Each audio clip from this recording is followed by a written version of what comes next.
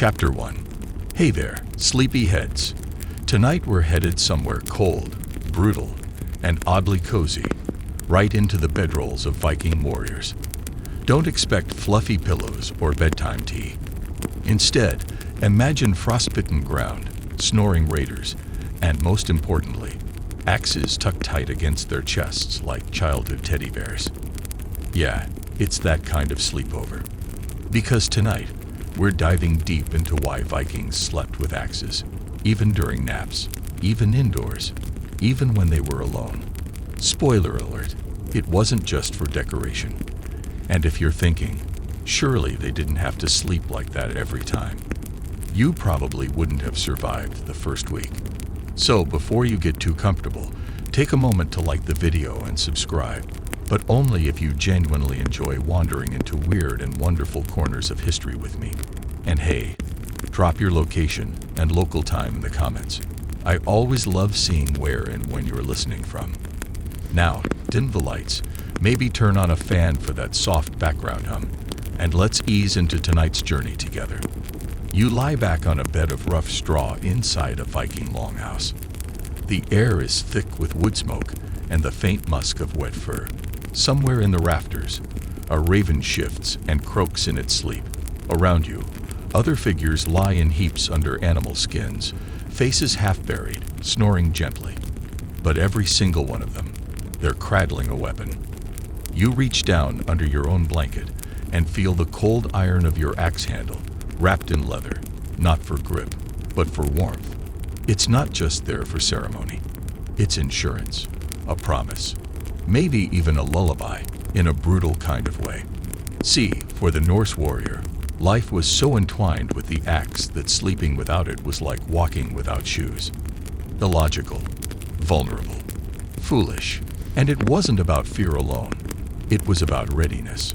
The sagas are filled with tales where danger doesn't wait for morning. Raiders strike in the dead of night. Sea monsters crawl aboard under the moon. Angry neighbors barge in with gritted teeth and flaming torches. And when they do, there's no time to fumble for your weapon. You grab and swing, or you don't wake up again. Mainstream historians agree that Viking culture was one of near constant vigilance. Whether at sea, in the fjords, or nestled in a longhouse, the warrior's mind had to remain half awake, half dreaming, ready to snap back to attention at the crunch of a boot outside the door. Sleeping with an axe wasn't some ceremonial flex. It was muscle memory. Now, here's a quirky tidbit you didn't expect. There's evidence, both literary and archaeological, that some Vikings actually named their axes. Like pets or romantic partners, they spoke to them, blessed them before battle, whispered oaths into the wood. And yes, they fell asleep with them, cheek to steel, like whispering sweet nothings into the ear of fate. Imagine dozing off each night with a weapon that holds your life in its edge.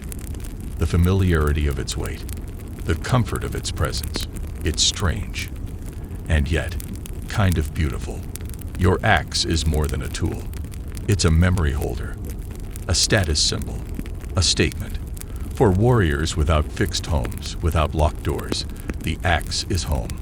Security, a line drawn in the snow saying, "Come no closer." But what about comfort? You might ask, wouldn't it be dangerous? Accidentally injuring yourself while sleeping? Fair point. Historians still argue whether they literally hugged the blades or simply kept them close by.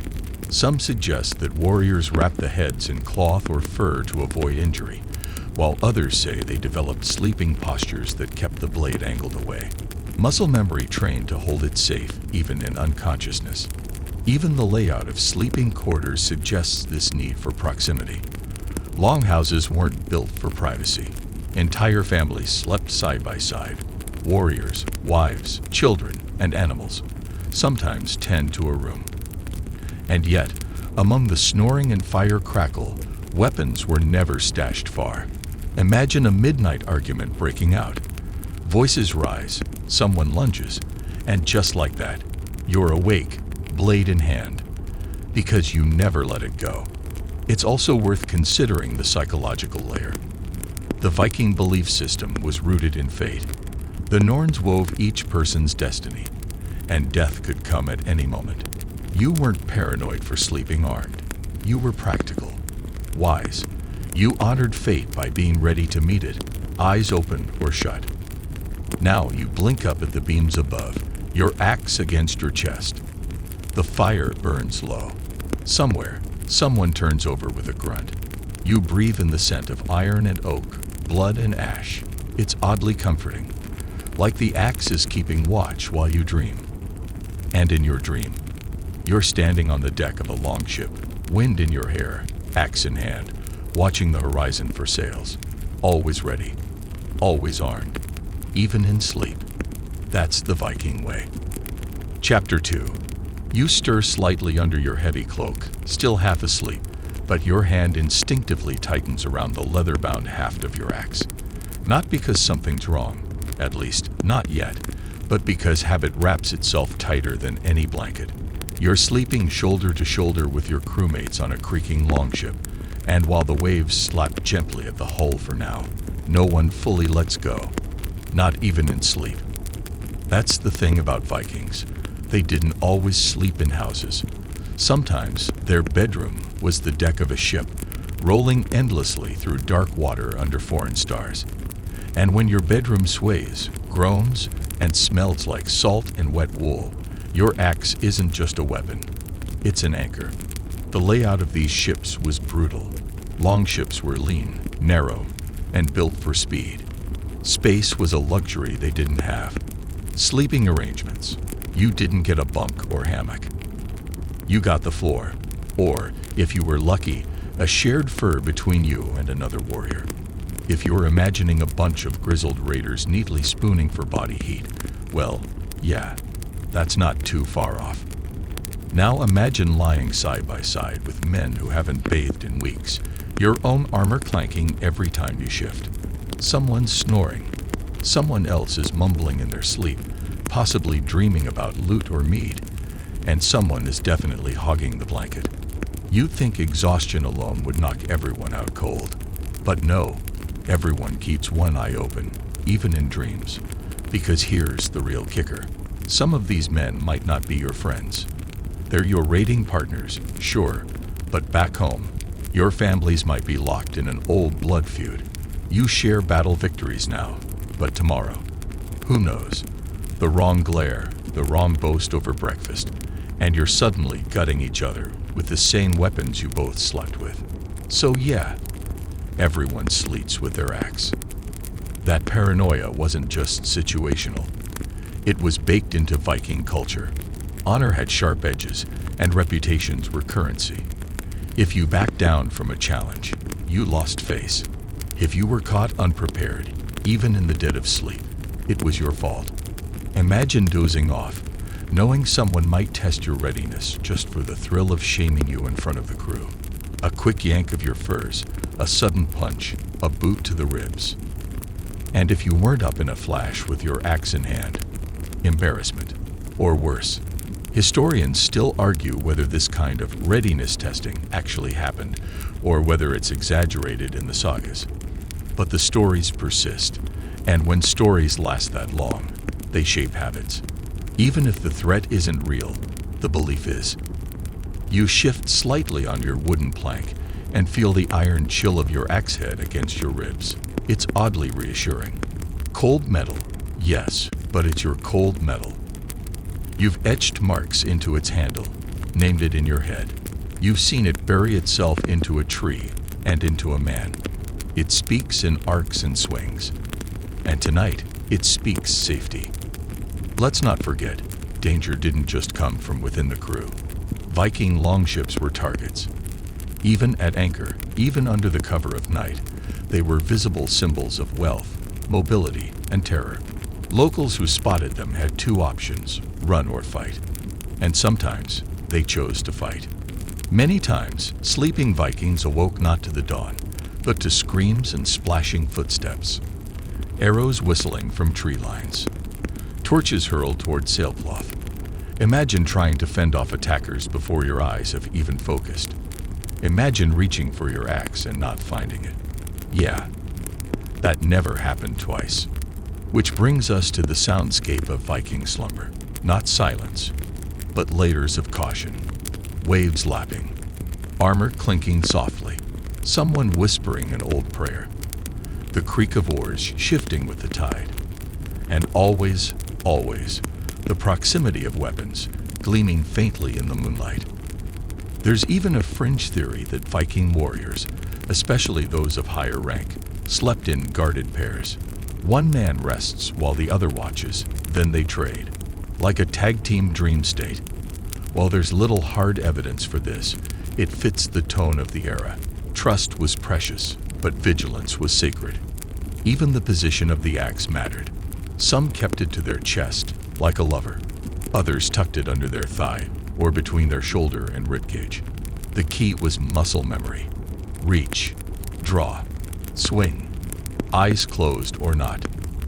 You lie there now, feeling the wood beneath your spine, the sea rocking you just gently enough to lull the edge of anxiety.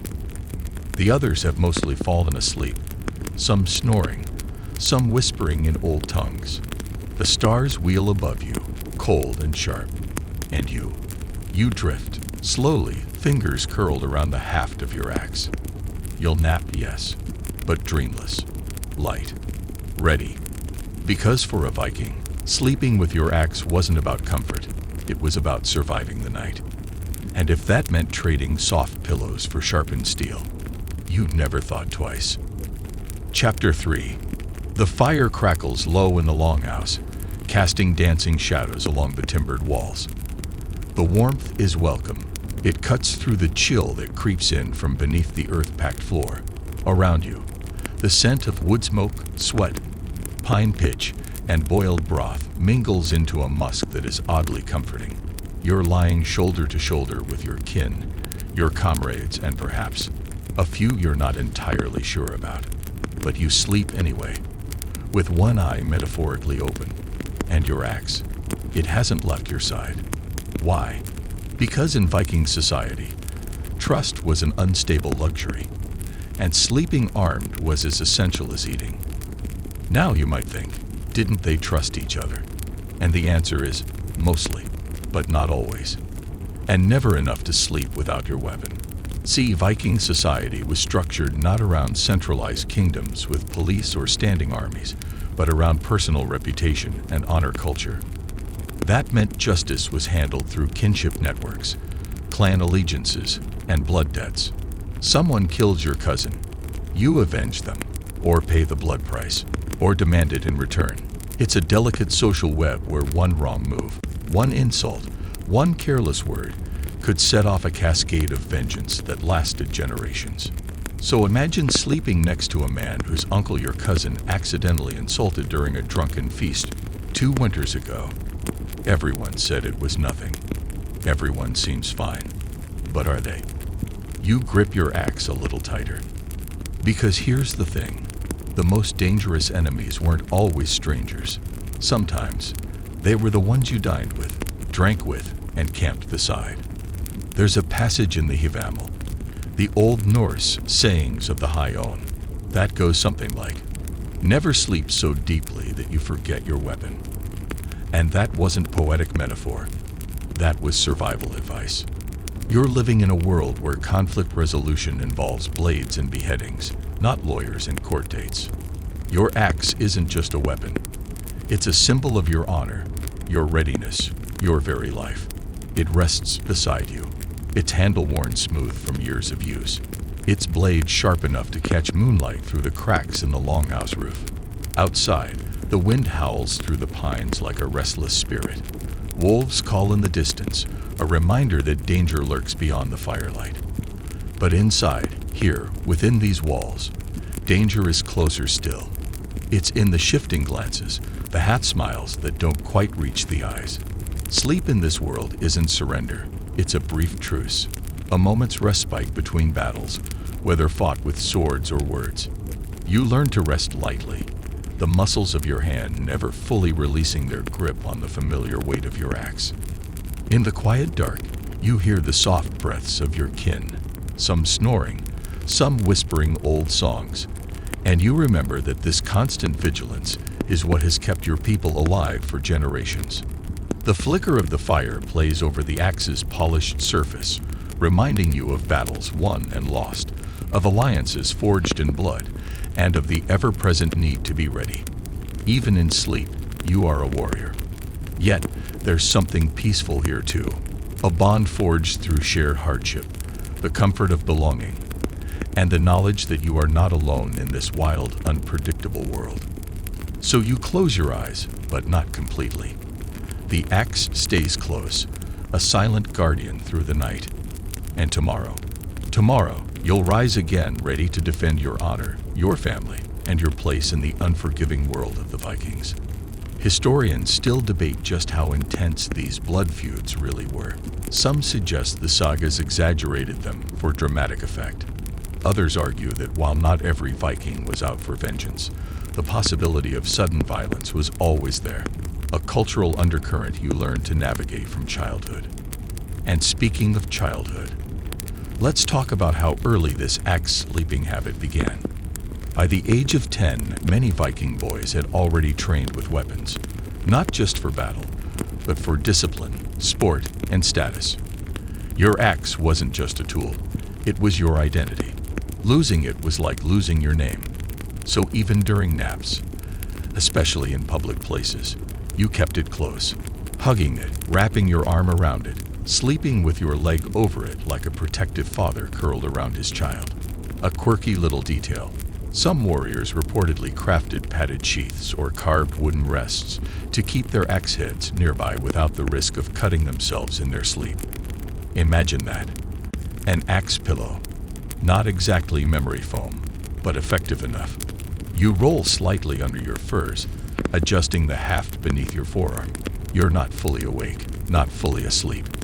That strange in-between state where you could spring into motion with one shout, but for now, you're safe. Kind of. Because safety in Viking society was relative. Even at home, even among kin, a moment's weakness could invite attack. Not always with bloodshed, but in status, in influence. A well-timed challenge, a boast you didn't contest, a fight you weren't ready for. So how did they sleep at all, you wonder? They learned to live in layers. Light sleepers. Watch rotations through the night. Weapons always within arm's reach. And a mental clock that kept their senses tuned like the strings of a lyre, ready to snap awake at the slightest stir. But Vikings didn't keep their axes close out of fear alone. They did it to preserve face. To sleep disarmed was to say, I am not a threat, which could be read as, I am not strong, and that could cost you dearly. Even among the tightest warbands, dominance and pecking order were never set in stone. Men jostled for status, favor, and leadership, and status wasn't measured by brute strength alone. It was boldness, composure, readiness. The man who could wake swinging, eyes barely open, that man was respected. The one who fumbled for his weapon, not so much. Some sagas tell of contests, friendly or fierce, where men tested each other's nighttime awareness. A sudden jab to the ribs, a tossed boot, a shouted name in the dark. These were not mere pranks. They were proof. Proof that even in dreams, you were ready. You shift again. Your axe handle presses snug against your stomach. You feel every dent in the wood, every worn notch. A story from a raid, a skirmish, a hard-won meal. To outsiders, this might look like paranoia, but to you, it is ritual. It is comfort. Your axe is your edge, not just in battle, but in every glance, every word, every silent challenge. In a world without locks, without guards or alarms, sleeping with your axe was the Norse way of safeguarding your honor. A home alarm, a badge of status, and a whispered prayer to the gods, all rolled into one. As the fire dies down to glowing embers, and the longhouse fills with soft murmurs and slow, steady breathing, you close your eyes once more. Your axe is warm from your body heat. It rises and falls gently with your breath, an extension of your arm. You are asleep, yes, but never unready. Outside, the wind carries the faint howl of wolves, their song both wild and haunting, reminders of the untamed lands beyond your walls. The moon casts a pale glow through narrow windows, and for a moment, the world feels still.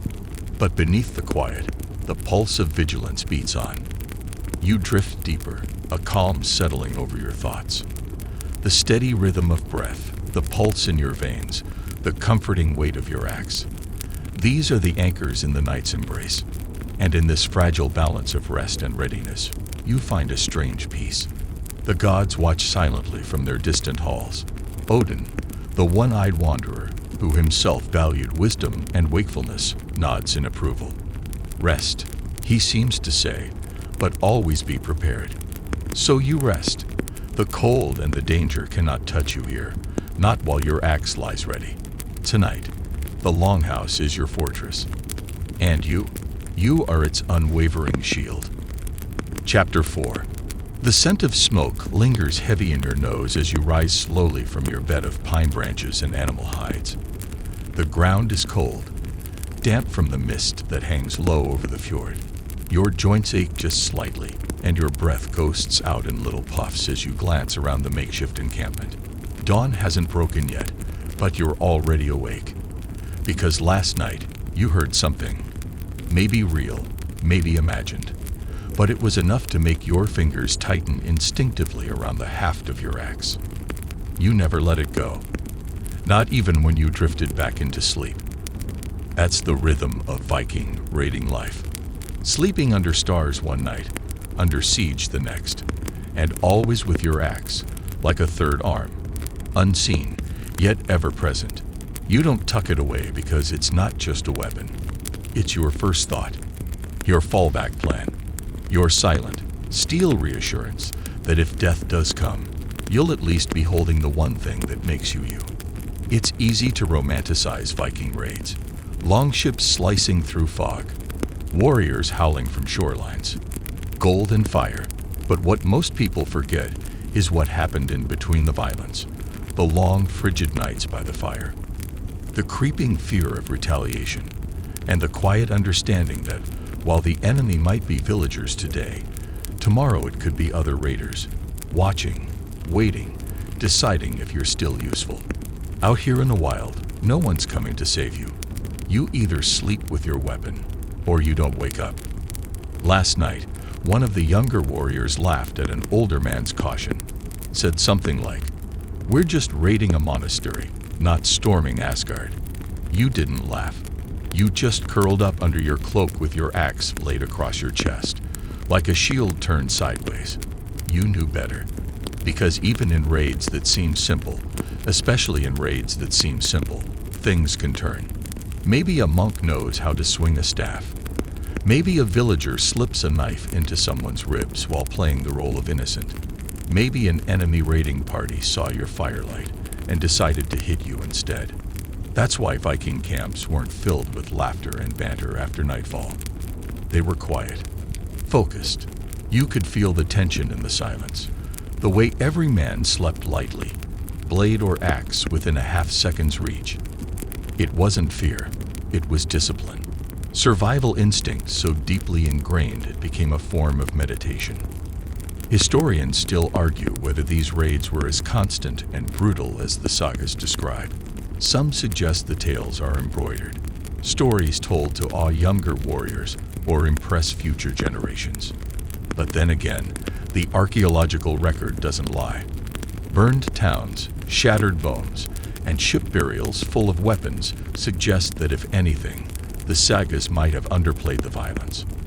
What's not in dispute, though, is that the axe was king. Lightweight, versatile, easy to craft, easy to repair. You didn't just use it to cleave enemies.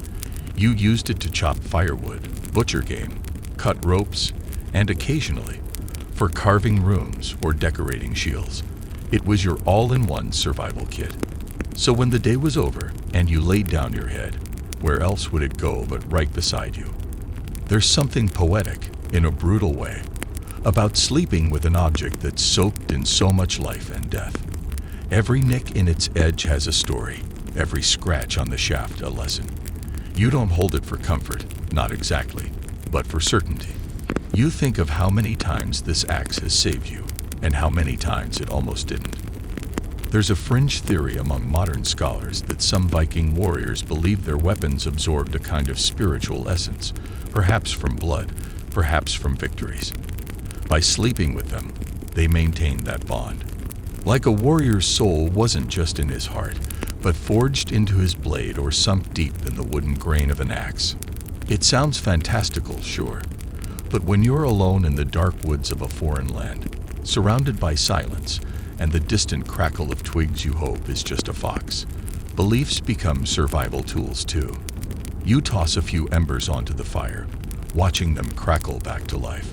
Others around you begin to stir, quietly, efficiently. There's no idle chatter, no yawning or stretching like lazy farmers. Everyone rises as if the night was just a pause between battles, and the first thing every man checks: his weapon. A quick glance, a grip, a small nod. Still here, still yours. It's funny, you never really rest out here. Not like a farmer back home after a long day tending soil and livestock, when muscles ache but the mind can finally let go. No, your sleep is different. It's sharp and watchful, like a fox's, never fully surrendered. One ear twitching, alert to every whisper in the night. One eye fluttering half open at the faintest creak of a branch outside the camp. The soft rustle of chainmail from a nearby comrade shifting in his bedroll. You've learned to sleep with one half of yourself still awake. You think back to a night not long ago, when the camp was thick with fog, and the air tasted cold and sharp. A warrior named Einar, strong, proud, but perhaps a bit too trusting, slipped during a sudden ambush. The enemy came out of nowhere, shadows moving like ghosts through the trees. Einar, caught unprepared, had left his axe just beyond reach, confident the perimeter was secure. It was a mistake that nearly cost him everything. He survived, but just barely.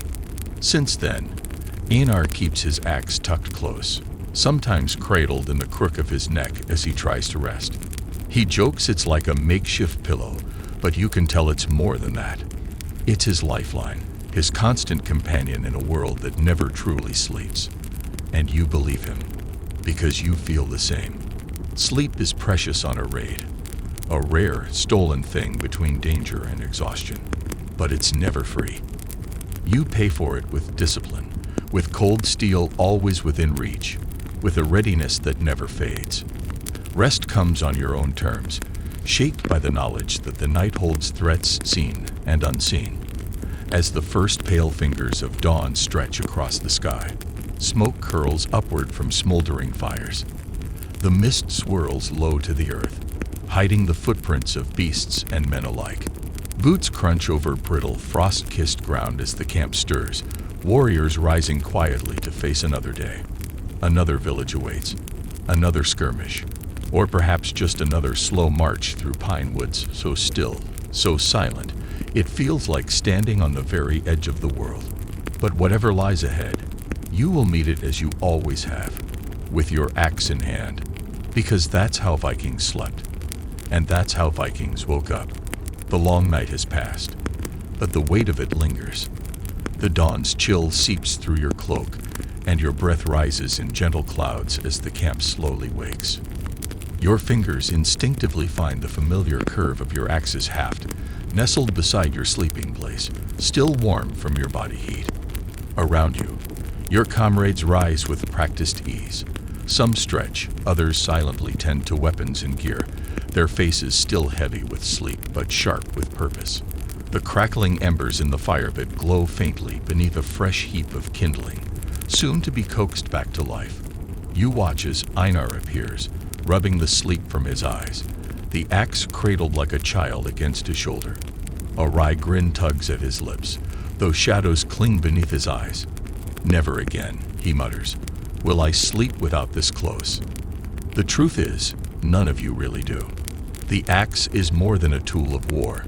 It is a talisman, a shield, a trusted friend through the uncertain hours. As you rise and shake off the last remnants of sleep, your mind drifts to the stories passed down by your elders. Tales of ancestors who held their weapons tight even in their final moments, defiant to the last breath. Warriors who never let down their guard, even when their enemies surrounded them. The axe is an extension of your very self, the handle worn smooth from countless battles and nights like this one. It holds the echoes of thunderous clashes and whispered prayers to Odin, protector of warriors and seeker of wisdom. The longhouse behind you creaks softly as others prepare for the day.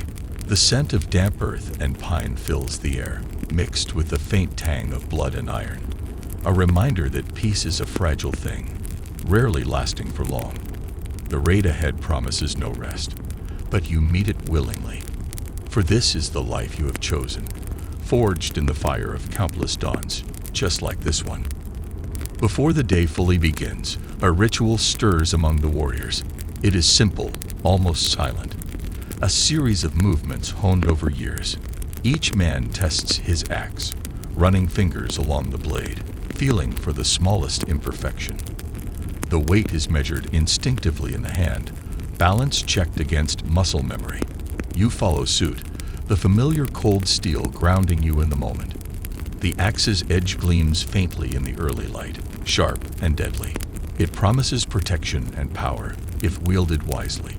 This morning ritual is more than preparation. It is affirmation. A vow that you will meet whatever comes with strength and honor. Your fellow warriors share quick nods, a language without words that binds you all. It is not just trust, but understanding. A shared commitment to watch one another's backs, even when the night feels endless and the shadows press close. As the day unfolds, your mind drifts back to the nights, the restless sleep, the flickers of movement in the dark, the way your senses remain attuned even when your body longs for rest. There is a wisdom here, ancient and instinctual, that keeps you alive. Your ears catch the faintest crack of a twig, the softest whisper of fabric. Your fingers remain curled near your weapon, ready to spring to action. Sleep is never surrender. It is a strategic pause, a gathering of strength. Your mind cycles through a rhythm of light and heavy rest, always returning to alertness. Even now, the thought of a sudden raid sends a spark through your veins. The readiness does not fade with the dawn. It is woven into your being. In the quiet moments, you remember the words of the Hivamal, spoken by Odin himself. A foolish man lies awake all night, worrying over his troubles. But the wise man sleeps, ready to face the day. It is not a contradiction, but a balance. To sleep like a Viking is to rest deeply, yet stay connected to the world, to your kin, to your own vigilance. The axe is a symbol of that balance. Sharp, reliable, ever present. Soon, the camp stirs fully. Horses are saddled, packs are secured, and warriors prepare to move. The path ahead winds through forests thick with ancient trees, silent witnesses to generations of those who came before. You tighten your grip on your axe one last time before the journey resumes. The woods are quiet, almost reverent. The air hums with anticipation. Each step brings you closer to whatever fate awaits. A clash of blades, a fleeting moment of peace, a chance to prove your readiness once again. As you walk beneath the canopy of pine, your thoughts grow calm.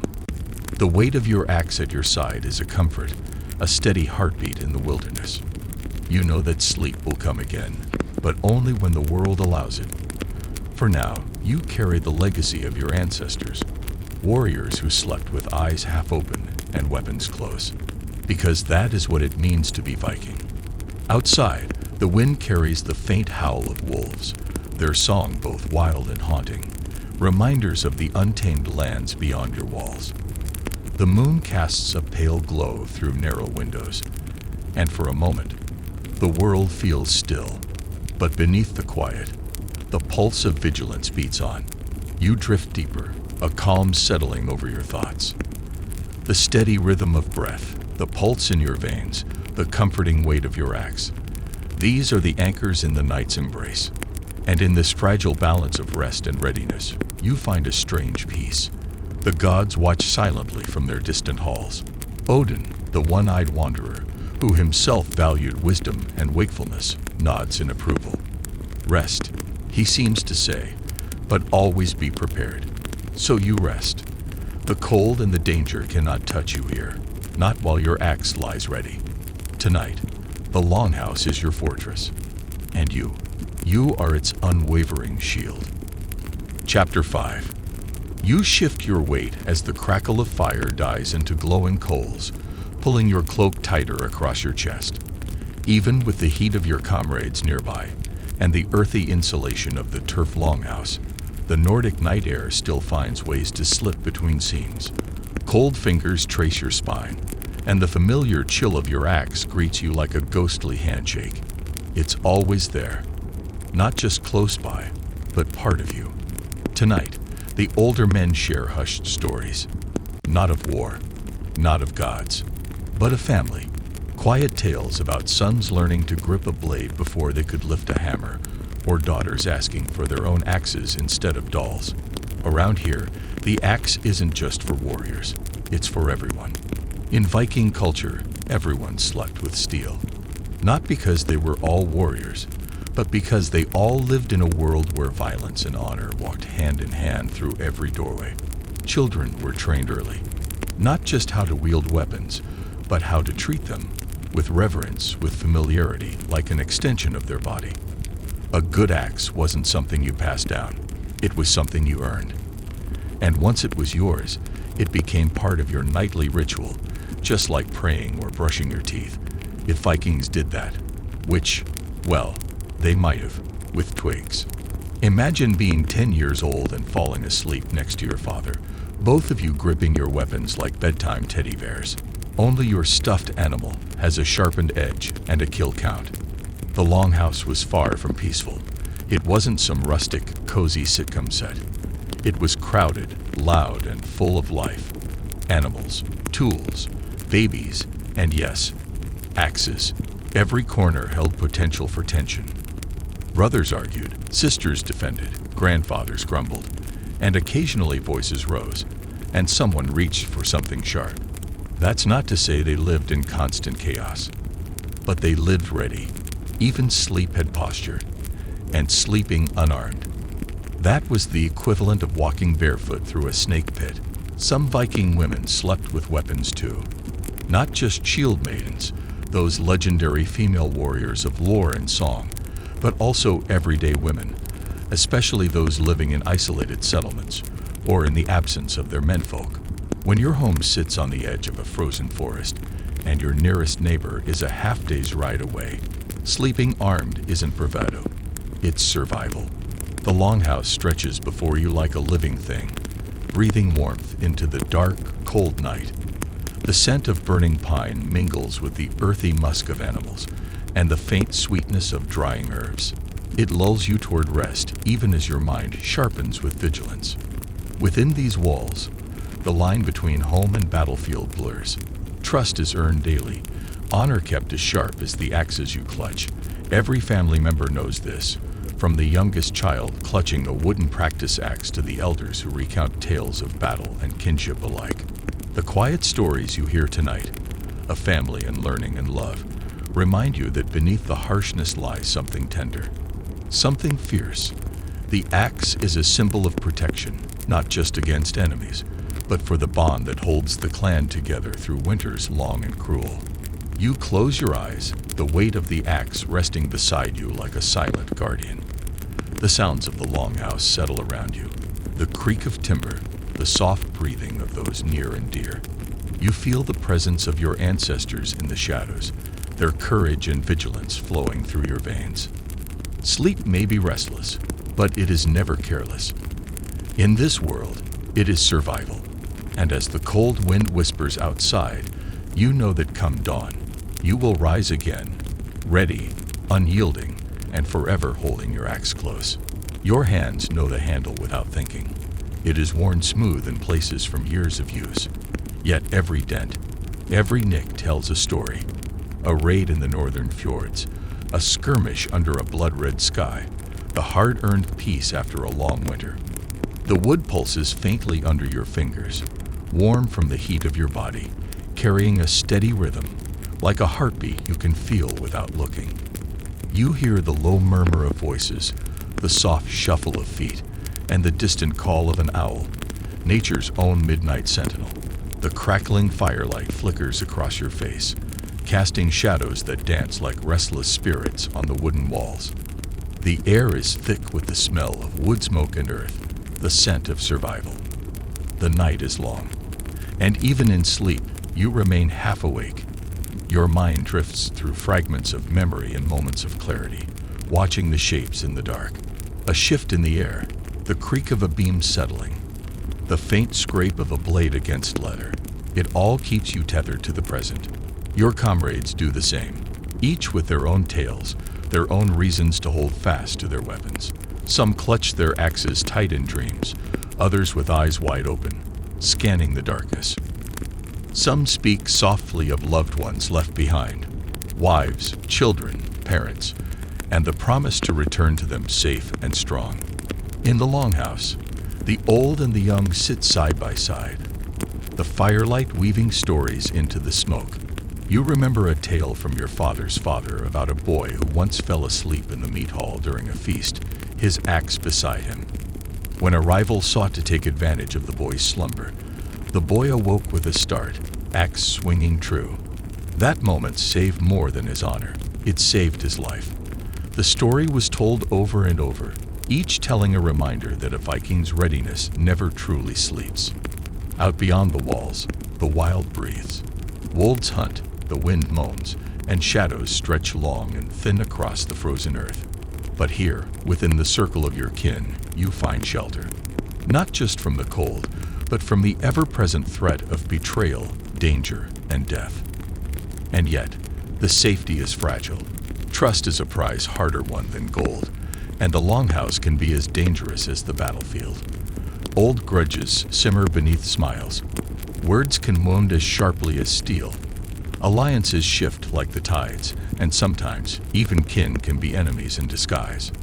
You lie still, your hand brushing the axe's haft. It is a comfort as much as a weapon. The weight reassures you that you are never alone, that you are always ready. Ready to protect, to fight, to survive. Sleep washes over you in waves, not deep, not heavy, but enough. Enough to restore a part of your spirit before the dawn demands you rise again. And when you do rise, the axe will be there, waiting, steady, ready. Because in this world, to sleep without your weapon is to invite disaster. To hold your axe close is to honor your ancestors, to safeguard your kin, and to claim your place in the endless story of the Vikings. You close your eyes once more.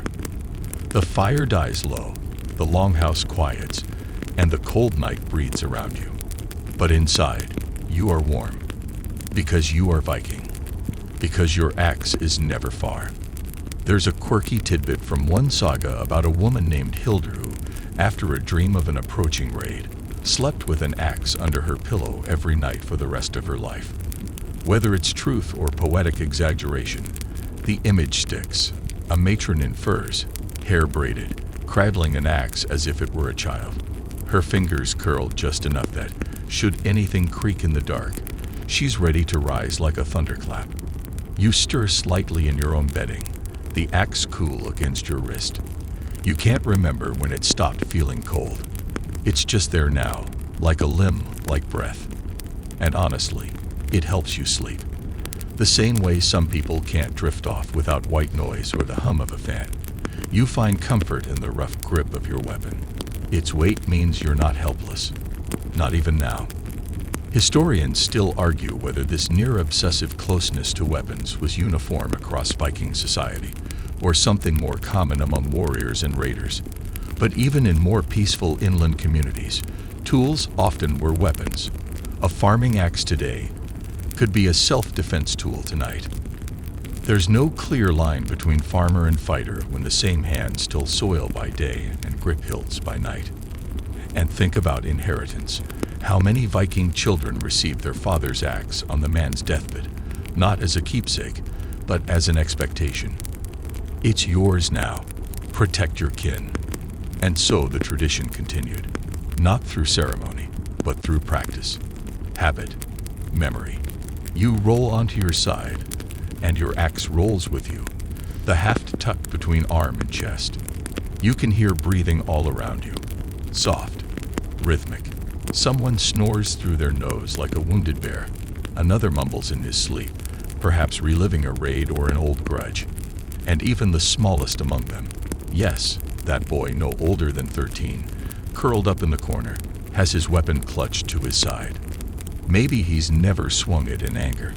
Maybe it's still too heavy, but it doesn't matter. He sleeps with it because one day he'll need to. And the body learns long before the mind catches up. So here, in this longhouse that smells of mead and damp leather, among people who laugh hard, fight harder, and sleep like wolves waiting for the next howl, you understand something important. The axe isn't just about violence. It's about presence. It's about being awake, even in dreams, ready, even in stillness. And tonight, you sleep not just with a weapon. You sleep with history. Chapter 6. Outside, the wind howls like a dying beast, long, low, and cold enough to crawl straight through your furs. You stir a little, not because of the noise, but because of the sudden silence between gusts. That moment of stillness is when the danger comes. But you're fine. Your hand rests on the thick, worn handle of your axe. You haven't unclenched it since the sun went down. You're not in a village or longhouse tonight. You're in the open. Raiding season has ended, and your warband has set up a temporary camp in a frostbitten pine grove on the edge of an unfamiliar river. There's a pitiful fire sputtering in the center of your group, more smoke than flame. Everyone's curled around it like animals in a storm. Everyone's armed. This isn't sleep. This is tactical dozing. Out here, sleeping without your axe isn't brave. It's suicidal. The men who wander off into the woods to relieve themselves bring their weapons with them. The man standing watch is doing so in near darkness, a woolen hood pulled low, but his hand never leaves the shaft of his spear. You know he'll trade places with you before dawn. And when he does, he'll expect you to already be half awake. Because in the Viking world, no one trusts the night. This kind of night, black, deep, starless, is the kind of night that birthed all the sagas. Trolls, draugr, gods in disguise, assassins seeking vengeance, wild beasts drawn to the scent of blood-soaked wool. You name it. The dark doesn't need a reason. It is the reason. And even if none of those things are real, the belief in them is. And belief, as you've learned, shapes behavior just as much as fact.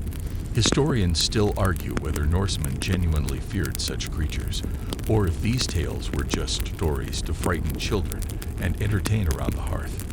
But when you see a grown warrior nail runes into the trees surrounding camp, or watch a man whisper an old chant into his axe before laying down to sleep, you start to wonder. Maybe superstition has a body count. You shift again. Your axe head is nestled in the crook of your neck. The leather wrapping smells like sweat and old pine pitch.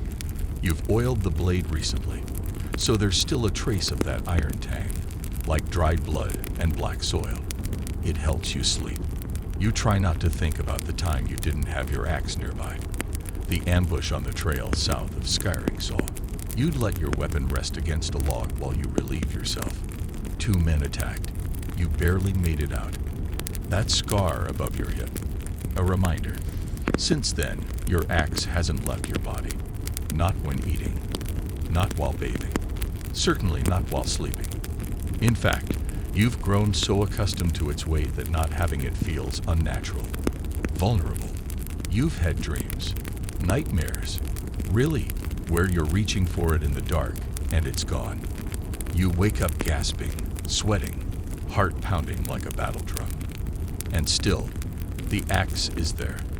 There's a man nearby. You can hear him breathing heavily. Not snoring, not talking, just breathing with intensity. You can tell he's not asleep. Maybe he's remembering something. Maybe he's waiting for something. Maybe he's just afraid to sleep. You get it. This whole camp is laced with that same nervous energy. Everyone's lying down. no one's really sleeping. You think of those campfire nights when the older warriors told stories to pass the hours. Tales of ghosts that could only be fought with steel. Spirits of the dishonored dead that walked like men, slaughtering the unprepared. One tale in particular always stuck with you. A man who fell asleep without his axe and woke up blind, not from magic, from shame. They buried him alive, weaponless.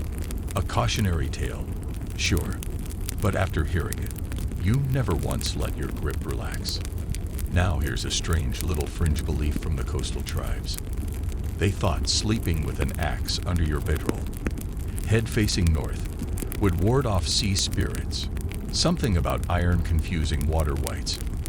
You're inland now, but you still turn your blade north each night, just in case. You don't even believe in sea spirits. Probably. The fire sputters, its dying embers sending tiny sparks into the black sky, where stars glitter cold and distant. You watch the smoke spiral and twist, drifting upward to vanish into the night, swallowed by shadows thick as wool. Around you, the longhouse breathes its quiet life. Murmurs ripple through the huddled forms of warriors and kin, soft rustlings of furs and linen, the occasional cough or grunt. The rhythm of the night is steady, ancient, measured. You know the cycle by heart. Soon, the weary watchers will slide down from their post by the fire, muscles stiff and aching from hours of vigilance, faces set in tired lines, but eyes never truly closing. They will find the warmest spots near the hearth, curling their bodies close to the ember's glow. They will clutch their weapons still, as if their very bones depend on it. Axes resting like loyal beasts beside them, an extension of their arms and spine. Others will rise, yawning and stretching as dawn's chill bites at their skin, ready to take the watch with sharp senses and keen eyes. These moments between sleep and wakefulness are thin and fragile, a thread stretched taut over the abyss of danger that lurks beyond the walls. You feel the weight of your own axe even now, tucked close against your ribs, the cool wood smooth and familiar beneath your fingers. It is as much a part of you as your own breath. Some of the younger men sleep with their axes tucked alongside their bodies, almost as if they are planks of wood lying frozen in time. This way, when the night breaks or a threat creeps close, the movement needed to rise is minimal, just a shift of muscle, a tightening of grip. Their bodies are coiled like springs, ready to leap into action. Others lie on their backs, axes balanced across their chests like a grave marker, silent and still as if resting in a moment between worlds. It is a posture of acceptance, calm, and resolve. To lay your weapon so openly is to say you are ready to face whatever comes, be it battle or death. Then there are the veterans, men hardened by winters of hardship and years of bloodshed. They sleep face down, blades pressed beneath their chests, hands crossed over the haft like monks guarding relics. Their breathing is slow, steady, unbroken. They do not twitch or startle, even when the sky rumbles with thunder or lightning rips the darkness open. To watch them is to see the very embodiment of trust. Trust in their skill, their strength, their luck, or perhaps trust born of trauma so deep it has carved a stillness into their souls. These are men who have faced death so often, the line between fear and courage is blurred, faded like old runes worn smooth by time. For them, sleep is not surrender but a vigil, an unyielding stance against oblivion. You think on this as the fire dwindles, the warmth retreating but never fully gone. The longhouse settles into a hush. The only sounds now the soft breathing of the sleeping, the crackle of embers, the whisper of wind through the cracks in the timber walls. In this quiet, your mind drifts to the many nights spent in similar places. You remember the stories told by the elders, the old warriors whose faces were maps of scars and wisdom. They spoke of sleep as a sacred act, one that required respect and care. To sleep with your weapon at your side was not merely a precaution. It was a declaration of your place in the world, a bond with your ancestors, and a vow to protect those who could not protect themselves. The axe you hold is more than steel and wood. It carries the spirit of your kin, the fury of battles fought, the solemnity of oaths sworn. It is a bridge between life and death, peace and war. You feel its weight now, steady and reassuring. Your fingers trace the worn haft, feeling the dents and notches, the memory of a raid along the rugged coastline, the edge dulled and sharpened again by your own hand. Each imperfection is a story, each mark a reminder that you live in a world where survival is never certain.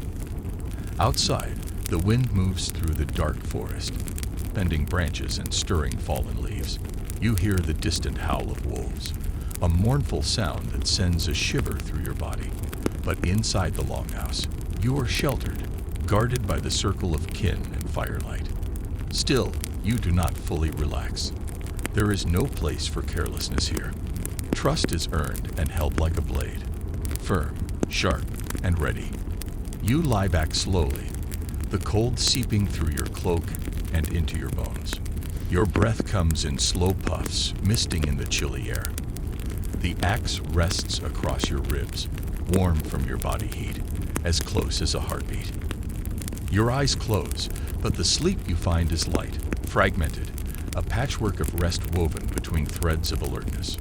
You dream not of distant lands or soft meadows, but of blades flashing in moonlight, of shadows moving just beyond sight, of the faces of friends and foes alike. Even in dreams, your hand is steady. The longhouse holds its breath with you, the night stretching out in endless silence. You will wake again soon, cold and ready, because this is the way of the Viking. To sleep with one eye open, axe at the ready, heart steady in the face of whatever waits beyond the firelight. The sudden crack of a twig outside slices through the heavy silence like a whispered warning, pulling you instantly from the fragile grip of sleep. Your body reacts before your mind can catch up. Muscles coil tight, every nerve alive, ready. The familiar roughness of the axe haft presses into your palm, grounding you like an old friend. Your fingers close around it without thought, the grain worn smooth by years of grip, the weight reassuring against your skin. You hold your breath, listening. Outside, the wind hums softly through the pine boughs, carrying faint scents of frost and earth. The steady, rhythmic breathing of your kin fills the longhouse, a comforting reminder that you are not alone in this vigil. But the forest beyond waits, dark and watchful, alive with whispers and rustles that your ears strain to catch. Another step, a deer fleeing, or something less benign. For a long moment, only the wind replies. Your heart beats slow and steady now, but your senses remain sharp. Slowly, you ease the tension from your body, muscles uncoiling with care, careful not to wake those who sleep beside you. The night is long, and the duty of the watch must be shared among the clan. Soon it will be your turn to rise and stand silent sentinel, eyes piercing the blackness for the faintest flicker, the smallest sound that signals danger. Rising quietly, you shift your cloak about your shoulders and step lightly across the packed earth floor. The fire's dying glow casts flickering shadows on the timber walls, twisting and dancing like restless spirits replaying battles long past. You pause, gazing at the faces of your sleeping kin, lined with fatigue, scared with history, softened in sleep. The weight of your responsibility settles heavy in your chest. Outside the longhouse, the world waits. The moon, pale and distant, sheds a cold silver light through the skeletal branches. The frozen ground crunches softly beneath unseen feet. The forest is alive with secrets, ancient as the stones beneath the earth, shifting and breathing in the cold air. You take a deep breath, the crisp night filling your lungs, steadying your resolve. The axe in your hand is no longer just a weapon. It is a promise, a bond to those who came before, and a shield for those who will come after. Ready, always ready. With each step into the night, you become part of the shadows, moving like the wind itself, silent, watchful, and unyielding. You will not be caught unprepared. Chapter 7. The storm doesn't knock first. It slams in like a drunk berserker, wind screaming, rain pelting the earth in sheets, and thunder cracking so loud it feels like the gods are arguing above your head. You jolt awake under your fur blanket, but your axe is already in your hand. It's not a conscious choice anymore. It's muscle memory. It's reflex. Your comrades are rising too, some slower than others, rubbing their eyes, groaning curses to Thor and Freyr. But every hand, without fail, reaches for cold steel before checking boots, cloaks, or even the fire. And that right there tells you everything you need to know about how deep this habit runs. You don't wake up wondering where your axe is. You wake up with it. Because even though you're soaked to the bone, your instincts are dry, sharp, and polished. This night was supposed to be peaceful, just a stop between a port town and the next fjord. But weather like this makes everyone twitchy, and rightly so. In a Viking world, weather wasn't just a nuisance, it was a signal. Storms didn't just mean bad travel. They meant opportunities for ambushes, for raids, for disappearances that could be explained by nature but caused by men. You can't see far in the storm, but you can hear enough. The forest groans, trees shudder, and above it all, the crack of branches too crisp to be wind alone. You grip your axe tighter. Maybe it's nothing, but what if it isn't? This isn't paranoia. This is pattern recognition. Because you've heard enough stories, true ones, to know that many attacks happen during storms, not despite them, but because of them. Sound was covered. Fires died. Camps lost their shape in the dark. Some of the most cunning raiders used weather like a cloak, moved through wind and water like spirits. And by the time you realized what was happening, it was too late. You remember that elder skald who visited your longhouse 2 winters ago told a tale of a lone man surviving a midnight slaughter, buried under the corpses of his comrades, axe still in hand, because he'd chosen to sleep with his weapon while the others had grown too comfortable. You don't even know if the story's true, but the image, branded in your brain like a rune on oak. Historians still debate whether Viking camps faced attacks as frequently as the sagas claim. Some argue these tales reflect brutal truths, that rival clans waged near-constant feuds, and revenge killings lurked behind every fire. Others contend the stories grew tall with bardic exaggeration, inflated for dramatic effect, legends painted in broader strokes than reality. Yet even the doubters admit something undeniable. The fear of attack was as real as the axe you grip now. In a world without stone walls, sentries and towers, or warning bells to ring out alarm, fear was a master force, shaping how every Viking moved, ate, and rested. So when a storm like this coils in the distance, black clouds roiling low, winds clawing at the trees, no one dares to sink into deep sleep. You shift closer to the gnarled trunk of the tree you've chosen for shelter, pulling your cloak tighter around your shoulders, the rough wool scraping against your skin. Mud squelches softly beneath your boots as you adjust your seated position. Fingers brush over the axe haft beside you. You like the feel of it clean and sharp, the cold steel untouched by the damp earth. Your hand settles firmly around the shaft, the rough-grained wood comforting against your palm. Its blade flashes faintly with each flicker of lightning, casting pale, dancing reflections that seem almost alive. For a fleeting moment, just a moment, you think about what it would mean to die with only that sharp glint in your fading sight.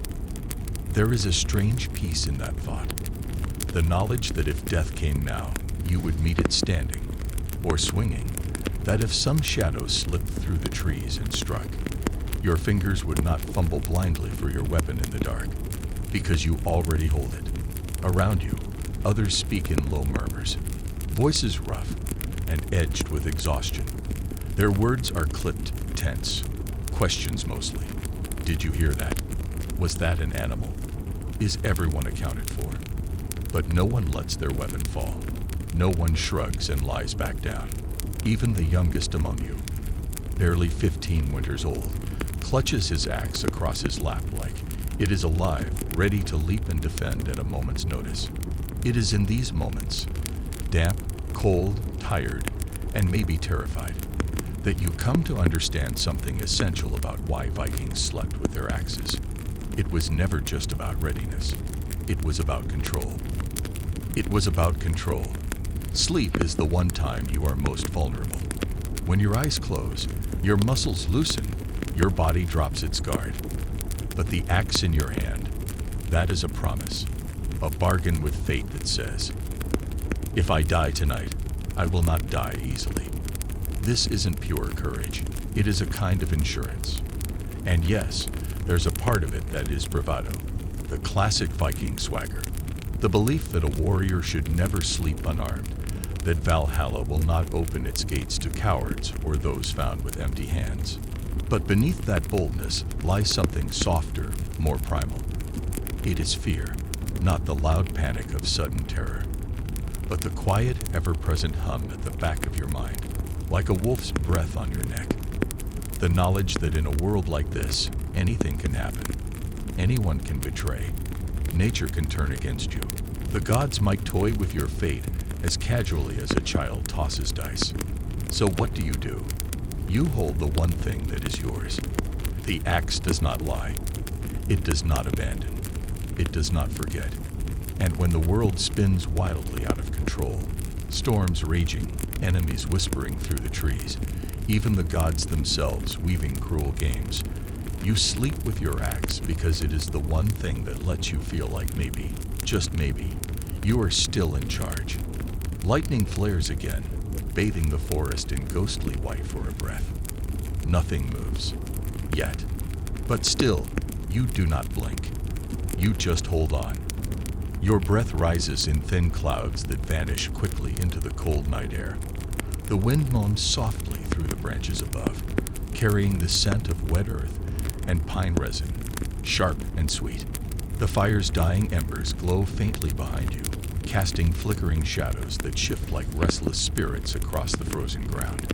Your eyes scan the darkness beyond the tree line, seeking patterns, shapes, anything that betrays movement. The forest looms, immense and impenetrable, a living wall of black trunks and tangled branches, hiding secrets older than your ancestors' graves.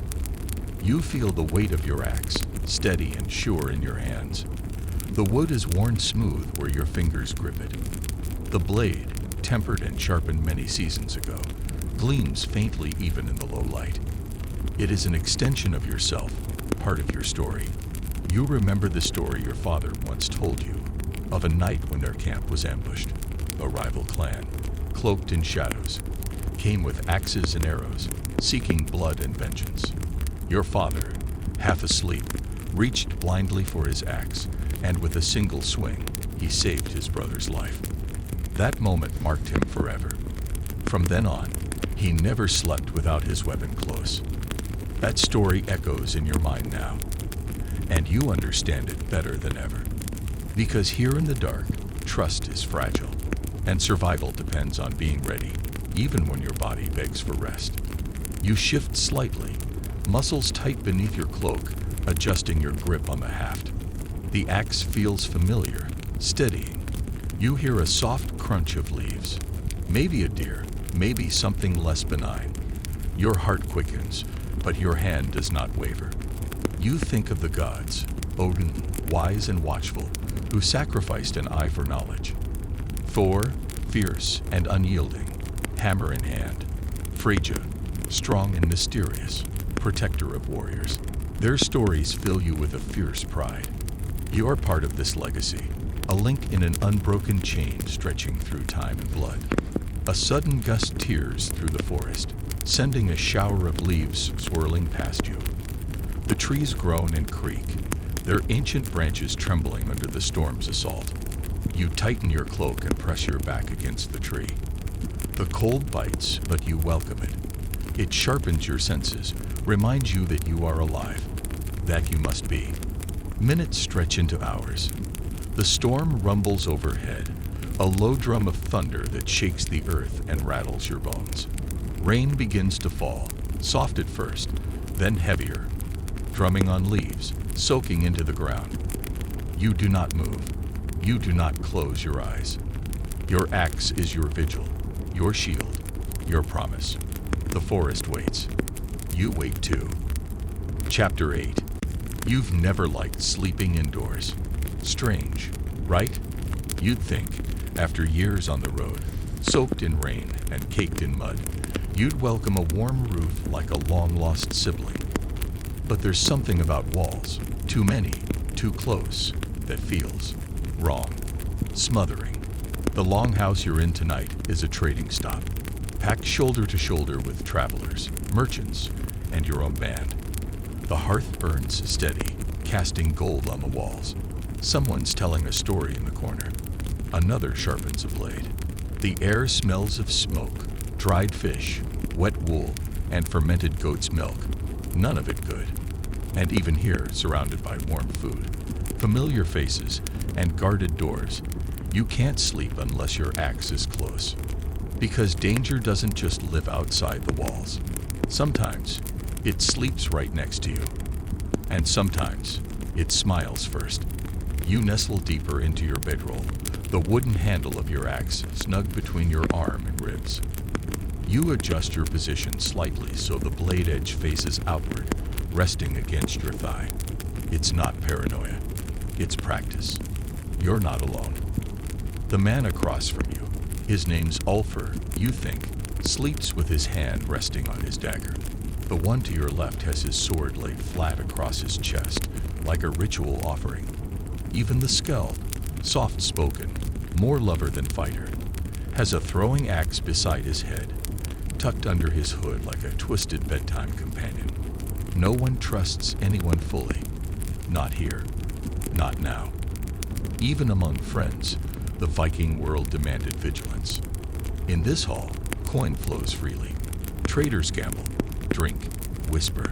Alliances form and fracture in a single sentence. And yes, brawls have started over less than a sideways glance. The kind of violence that explodes like lightning. Quick, messy, over before the embers in your pipe have cooled. Historians still argue whether Viking feasts were truly the blood-soaked, weapon-drawn affairs the sagas describe, or whether those tales are dramatized. But when archaeologists find longhouses with sword nicks in the support beams and bloodstains beneath drinking benches, well, let's just say the truth likely lives somewhere in between. What isn't debated? Vikings brought their weapons to dinner, and that means they brought them to bed. There's an old phrase, never trust a man who sleeps barehanded. Even your grandfather said it. He once told you, between sips of sour ale, only 3 kinds of men sleep without an axe. The dead, the drunk, and the fools. And you're not ready to be any of them. So you learned early, sleep with steel, keep your back to the wall, never close both eyes at once, and always watch the quiet ones. There's a fringe belief among Eastern Viking traders that some weapons carry cedar, a kind of residual magic. The idea is that every time you use your axe in battle, a sliver of the spirit you defeat gets trapped in the blade. Some warriors whisper into their weapons before sleep, not out of superstition, but to keep the spirits calm. You've seen a man murmur lullabies to his sword like a child to a pet wolf. Odd? Maybe. But you've also seen that same man cleave through 3 shields in one swing. Who's to say he's wrong? You glance around. The fire has dimmed. Snoring rises in waves from one end of the hall. Someone farts loudly. No one moves. And still, your grip doesn't loosen. It's not tension. It's habit.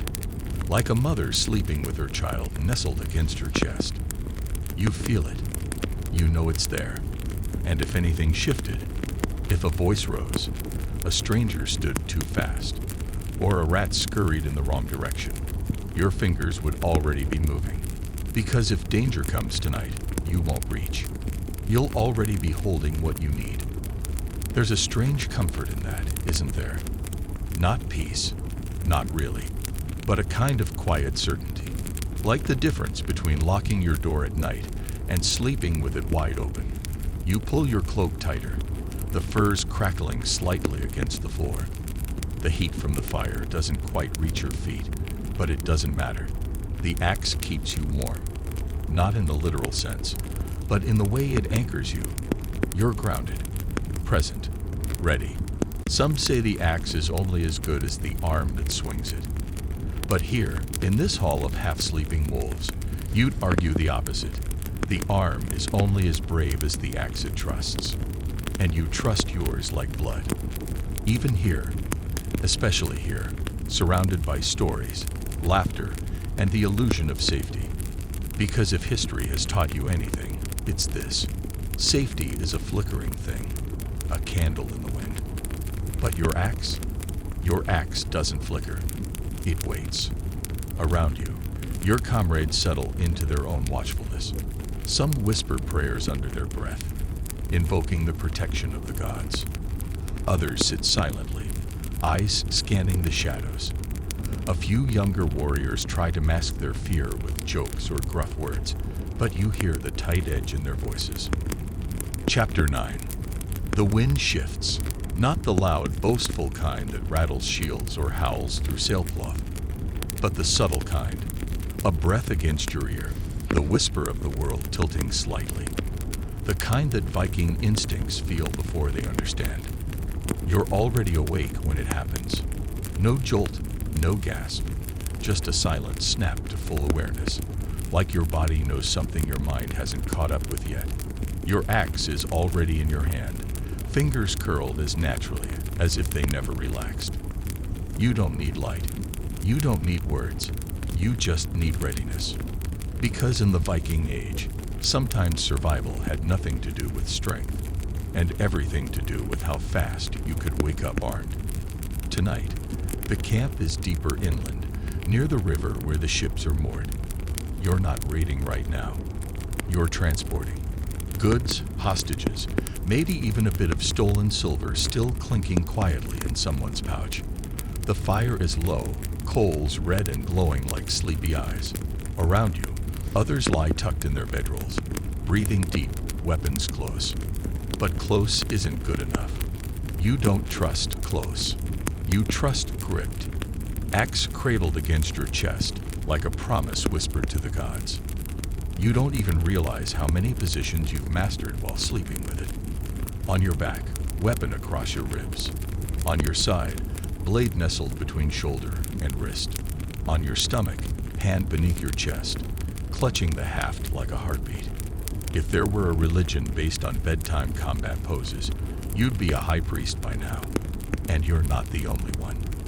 Your warband, grizzled, scared, half-crazed with life on the edge. They sleep the same way. No one questions it. No one thinks it's strange. Even the green recruits learn fast. The axe isn't something you lay beside you. It's something you wear into the dream world. Because that's the unspoken rule, isn't it? If you die in your sleep, the only thing worse than dying would be dying unarmed. The fire crackles low, a thin wisp of smoke curling into the night air as the stars peer down cold and distant. You shift slightly, listening. Somewhere in the darkness, a branch snaps. A delicate, almost deliberate sound. Eyes snap open fully now, pupils sharpening in the half-light. Your fingers tighten their grip on the haft, heart steady but alert. You can hear the faint rustle of movement just beyond the tree line. A figure slipping through the brush, careful but determined. The air tastes sharp with tension. You rise, muscles coiled like a spring. There's no time for hesitation. The warband stirs, weapons waking from slumber. Silent nods pass between men, eyes meeting with fierce understanding. Tonight, the riverbank will witness more than the gentle lapping of water against the hulls. It will witness steel meeting shadow. Your axe gleams as you bring it up, ready to defend what is yours. Because in the end, a Viking's final defense is not a shield, but the weapon held closest, even in sleep. You remember your own first night on watch, heart pounding like a drum, fingers trembling as you gripped your axe for the first time in the dark. How you felt exposed, small, vulnerable, but also fierce with the will to survive. That night changed you, made you who you are now. You shift your weight, feeling the ache in your muscles from days on the march. Your fingers brush the haft again, drawing strength from its familiar shape. You remember the lessons learned at your father's knee, the stories of battles and feuds, the importance of honor and vigilance, how sleep without readiness was a luxury no true Viking could afford. The night deepens. Lightning cracks the sky again, brighter and closer this time, illuminating the forest in stark white. You catch the outline of a figure moving beyond the trees. Just a shadow, a trick of light. But your heart races anyway. Your grip tightens. You wait. The storm rages, the night watches with you, and the axe remains in your hand, steady, true, unyielding. Because that is the way of the Viking. To sleep with one eye open, weapon at the ready. To hold the line between life and death with steady hands and fierce heart.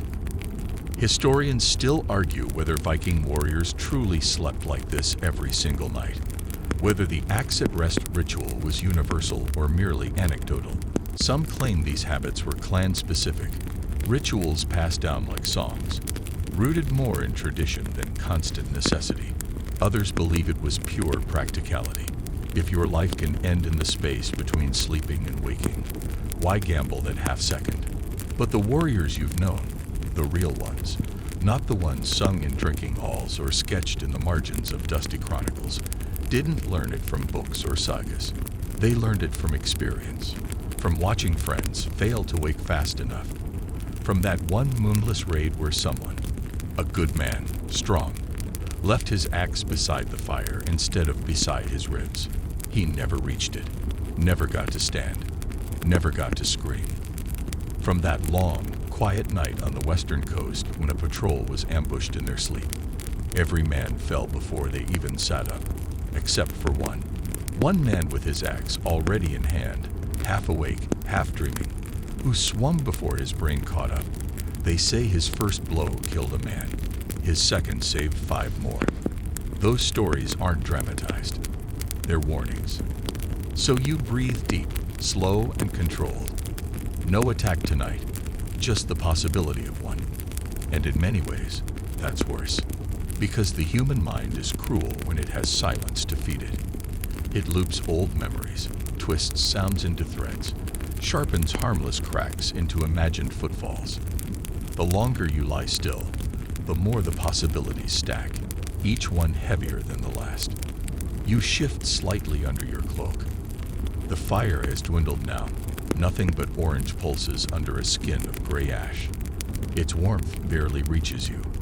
Your fingers flex against the haft of your axe, not testing it, not gripping in fear, just remembering it's there. To your left, a younger warrior stirs, eyes flutter. His brow furrows in sleep, lips moving with ghost words. He's dreaming. What if you can't say, and you won't ask? Viking dreams are private, often dark, often red. But one thing is certain, whatever he's dreaming of, there's an axe in it. Probably his. Probably being swung with the kind of righteous fury that exists only between sleep and waking, where fear, instinct, and blood memory blur together into one pure motion. You remember an old fringe tale told in the north. A man dreamed of a bear charging into camp. In his dream, he fought it, killed it. When he woke, breath ragged and sweat pouring off his skin, his axe was already in his hand. Outside the camp, bear tracks led away. It had been there, smelled them, considered them, turned back. The man never heard the approach, but somehow, he'd been ready. Some say the gods sent the dream. Others say reflex is stronger than foresight. But either way, no one mocked him again for sleeping with steel clutched to his chest, like a child might clutch a comfort doll. It's funny, in a way. The axe isn't warm. It isn't soft. It doesn't hum lullabies or offer safety in the traditional sense. And yet, it's your constant, your comfort, your bedtime ritual. It's sharp, weighty, dangerous, yes, but it's also yours. And now, you can't imagine sleeping without it.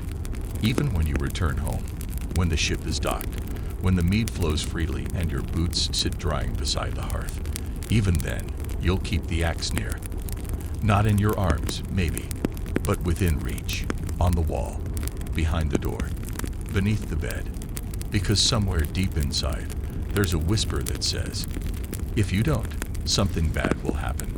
You're not sure if that whisper is a survival instinct or a wound, but it's part of you now, and it won't let go. You think of the old berserker who trained you, the one with a broken nose and a scar across his jaw, like a cracked riverbed. He once said, through a half-toothed grin, sleep soft, swing hard. You thought he was joking. Until that night, a thief crept into camp, and the berserker rolled over, half asleep, eyes barely open, and cracked the man's skull with a swing that seemed to rise straight out of his dream. No cry, no warning, just instinct and steel. He went back to sleep afterward, didn't even sit up. You wonder how many fights in Viking history began like that. How many lives were saved by the simple act of keeping one's hand on the weapon? How many accidental brawls erupted between startled men reacting before thinking? In a world like this, no walls, no watchtowers, no locks or alarms. There are no softer defenses. Just you and your axe. The moon peeks through the black web of branches above, pale and unmoved. An owl hoots somewhere in the dark, and the sound is both haunting and grounding. Nature doesn't sleep either. Not really. Not all the way. You exhale, shoulders loosening slightly. You're not relaxed. Not truly, but you're calm. That strange Viking kind of calm. The kind honed in frost and flame, in ambushes and cold dawns. The kind that accepts fear without letting it own you. You shift again, not out of anxiety, but practicality. Your arm is stiff from holding the same position too long. You adjust your grip, not to ready yourself, but to rest better while staying prepared. Your axe moves with you, effortlessly. It's no longer an object. It's part of your sleeping posture, your rhythm, your story. Not quite peace, but something close.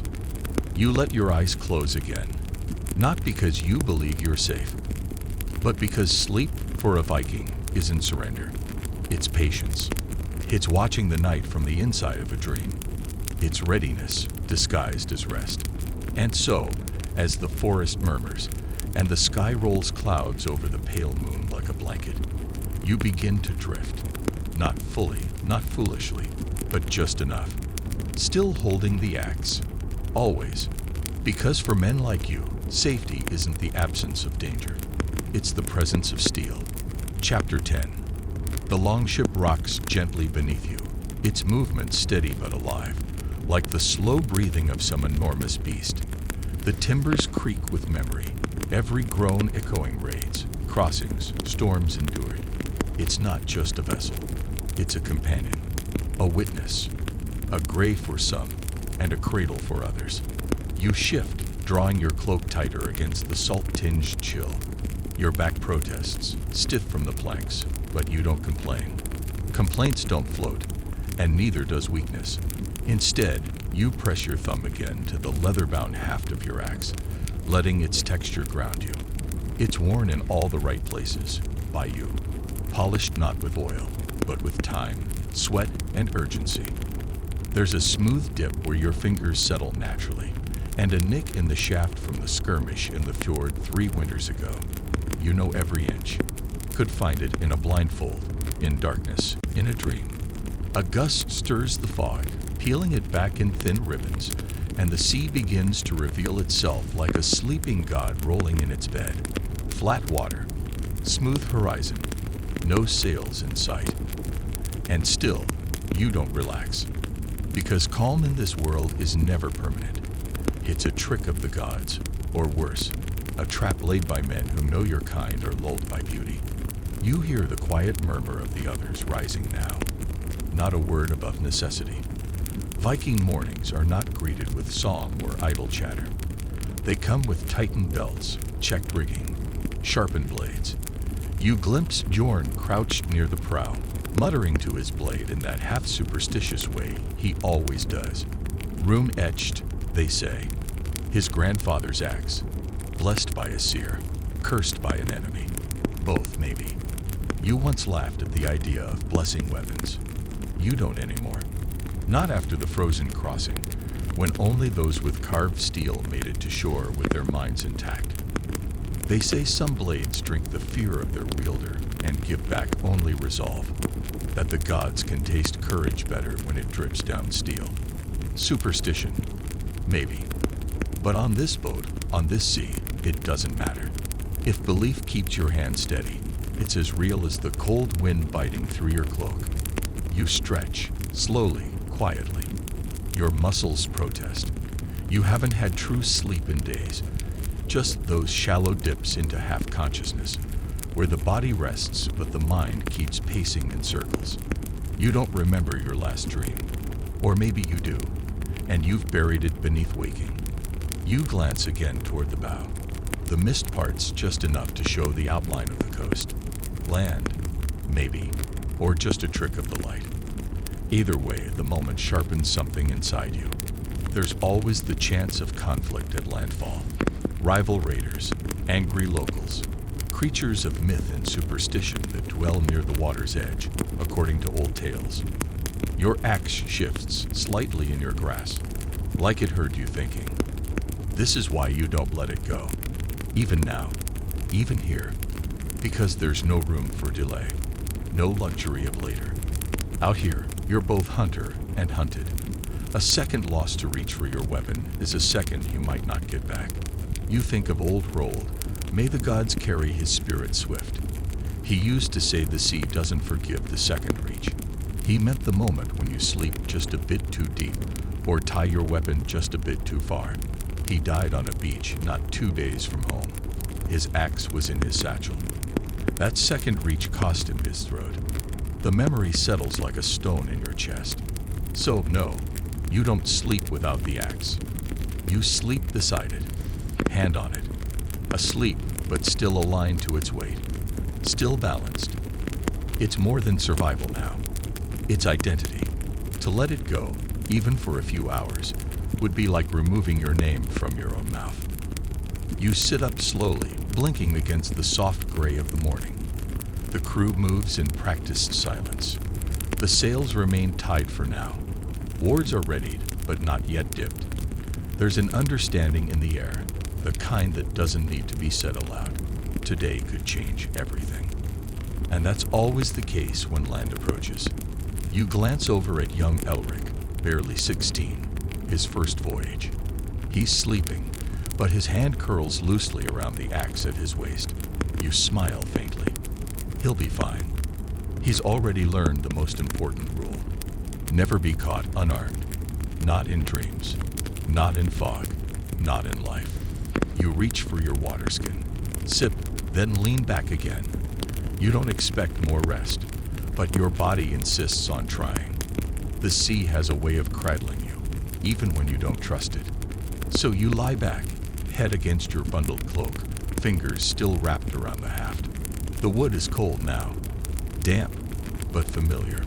And you realize that even if you lived 1,000 years, with gold heaped at your feet and the gods themselves singing your name, you'd still sleep like this. Because sleep isn't vulnerability. It's readiness, painted over with calm. It's a pause in the dance of chaos, not a retreat from it. And the axe, it's your partner in that dance. So let the skalds argue over facts. Let the historians squabble over habits. Let the sea whisper to the shore of Viking nights. You know the truth. You lived it. You live it still.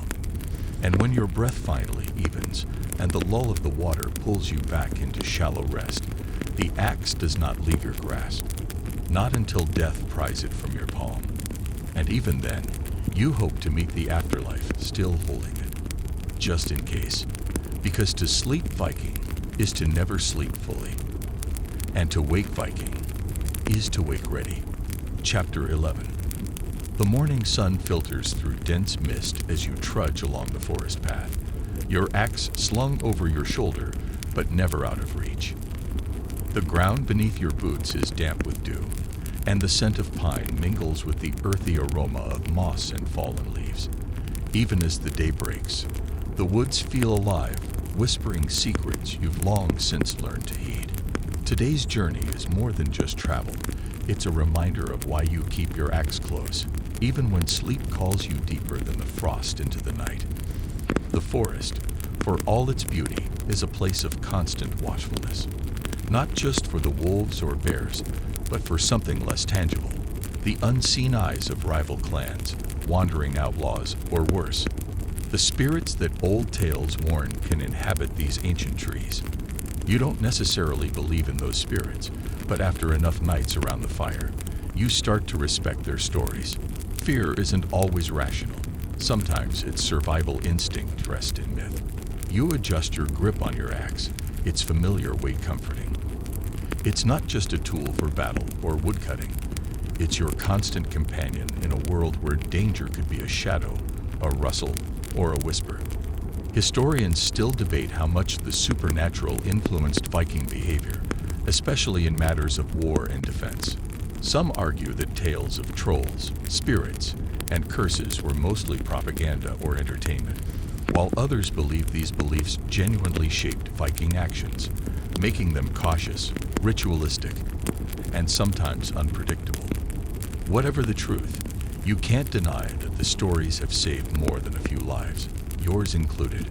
As you walk, your thoughts drift to an unusual custom you heard once from a trader from the north. Certain Viking groups would sleep with their axes positioned pointing toward the door or path, believing it would deter not only physical attackers, but also evil spirits trying to slip in unseen. You've tried it, tilting your axe toward the opening in your shelter, just in case. It's a small comfort, perhaps superstition, but sometimes, in this world, small comforts mean the difference between a restless night and no night at all. You pass a small stream and pause to splash cool water on your face. The reflection in the ripples shows your grimy, tired visage, but the eyes that stare back are sharp, alert even in exhaustion. A twig snaps behind you. Your axe comes off your shoulder in one fluid motion. Heart steady, breath slow. It's just a deer, startled and bounding away into the undergrowth. But that moment, it sharpens you, reminds you why you carry your axe even when the fight seems far away. There's a story from the sagas about a man who fell asleep beside a fire, his axe leaning against a nearby rock. When raiders attacked, he awoke too late to grab it, barely escaping with his life. Since then, the tale serves as a warning. No matter how safe you think you are, never let your guard down. The day stretches on, and the path leads to a small village. You'll trade supplies here, maybe rest properly. But even amidst familiar faces and the laughter of children playing, your axe stays within reach. Chapter 12. The forest breathes around you. Tall pines whisper overhead, their branches gently swaying in the breeze, creaking faintly like old ships. The night is deep now, thick with silence, heavy with stars. Every sound is magnified in the cold. A twig snapping far off becomes a question.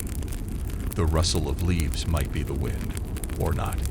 You listen anyway, not with fear, but with practiced attention. There's no fear left in you, not really, just readiness. The haft of your axe is warm from your palm, your thumb resting in the shallow groove worn there over years. You didn't carve it, but your hand did, night after night, storm after storm, battle after battle. The leather wrapping bears sweat in time, stitched tightly, nearly black with use. It fits you like nothing else does. You shift slightly against the rough bark of the pine behind you. It grinds into your shoulder blades, and the roots beneath your bedroll press against your spine. But it's better that way. Comfort dulls you. Discomfort keeps you alert. The others sleep nearby. 3 traders, a wounded mercenary, and a woman from the coast who joined the group 2 days ago, cloaked in silence and mystery. Their breathing is uneven. One snores softly. One mutters in his sleep, but none of them stir. None hold weapons. You don't judge them. They're not warriors. But you make sure to sleep on the edge of camp, nearest the tree line, where shadows could emerge. You position yourself so that you can rise without turning. You've done this for so long, it's become a kind of ritual. A choreography between you, the night, and the axe. And you sleep just light enough to wake without confusion. Your father used to say, if you need time to remember where you are when you wake, you're already dead. He was blunt, like most men of his age. No riddles, just facts carved into tone. He told you tales of warriors who woke swinging, half in dreams, because they'd taught their muscles to move before the mind could catch up. You'd laughed once, back then. You don't laugh anymore. You've seen it, done it. There was that night, years ago now, maybe 5 winters past, when the rival clan from the western fjord tried to reclaim stolen sheep under moonlight. You were barely more than a boy, still dreaming when the first shout came. But your hand found the axe, and your shoulder turned, and you moved before you understood what was happening. You only learned later, after the blood cooled, that your strike had caught someone mid-step, saved another man behind you. No celebration, just survival. Since then, your body has never fully relaxed. Even now, half reclining under the pine tree with fog coiling through the underbrush, your knees are slightly bent, one foot resting where it can push off. The axe lies diagonally across your chest, not in threat, but in trust. This is how you rest. Not like a child in a cradle, but like a wolf in a den. Alert, still, capable. A philosopher might call it paranoia. You call it common sense. You remember the coastal village with the runicaster who claimed blades could drink spirits, the souls of the fallen echoing inside, feeding the wielder with fragments of their will. You dismissed it at the time. You're not a mystic. But sometimes, when your fingers graze the blade in moonlight, there is something deep there, not a voice, not a feeling, just a pressure, like memory etched in steel. You don't believe in ghosts, but you believe in the dead, and they have lessons to teach. The fire is almost gone now, nothing but a breath of red in the center, casting long, strange shadows against the trees. The world is colorless. Black trees, white frost, silver light. Everything you see is outlined in contrast, sharp as your thoughts. Sleep pulls at you again, subtle and slow. Your grip doesn't slacken. The axe doesn't slip. This is the balance you've learned. How to rest without surrendering. To let the mind dip below the surface while the body keeps to the shore. And when your eyes close at last, it isn't with peace, but with permission. You've earned rest, but you will not give away readiness. The stars remain overhead, watchful, old, cold. You wonder, briefly, how many of your ancestors slept this same way, beneath these very stars, beside these same trees. Maybe they too dreamed with a blade in hand, not because they feared what waited in the dark, but because they knew the dark feared them. Your breath slows, not because you're safe, but because you're steady. A slow, calm inhale, a measured exhale, the rhythm of life walking beside the possibility of death. The axe is your line between them, and it has never let you down. In the morning, you will rise again. You will shake the frost from your cloak, press warmth into your fingers, and walk on. But for now, in this slice of night, sharp as the blade beside you, you sleep as only a Viking can. Half in the world, half beyond it, and fully armed. Chapter 13. You awake to the sharp crack of a twig snapping nearby, your senses igniting in an instant. There's no fumbling, no confusion. Before your eyes have even adjusted to the dark, your hand is already curled around the haft of your axe. Not because you've trained for this moment, but because your entire life has made it second nature. That's what it means to sleep like a Viking. The ground is cold beneath you. The earth has stolen the last warmth of the dying fire, and dew has begun to settle across your cloak. But none of that matters. Not yet. Not until you determine if the sound was threat, or just the woods breathing as they always do. You stay still, only your eyes scanning the dark beyond the tree line. The moon is high but half hidden behind dragging clouds.